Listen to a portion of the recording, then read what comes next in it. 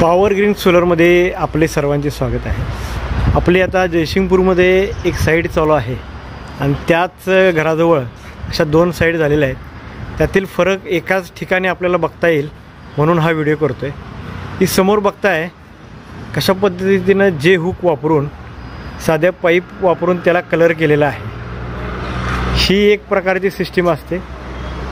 त्याचबरोबर हा दुसरी सिस्टीम आहे।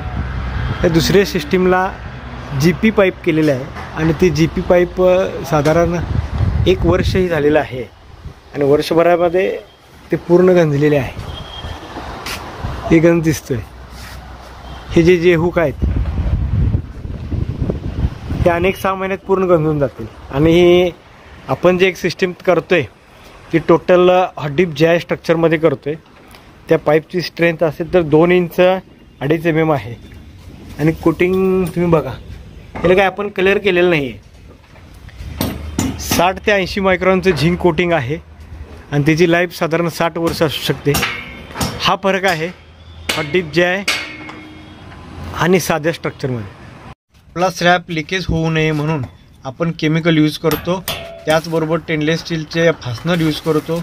जयसिंगपूरमध्ये हिरो शोरूमच्या मागे ही 4 किलोवॅटची सिस्टीम आपण बसवलेली आहे।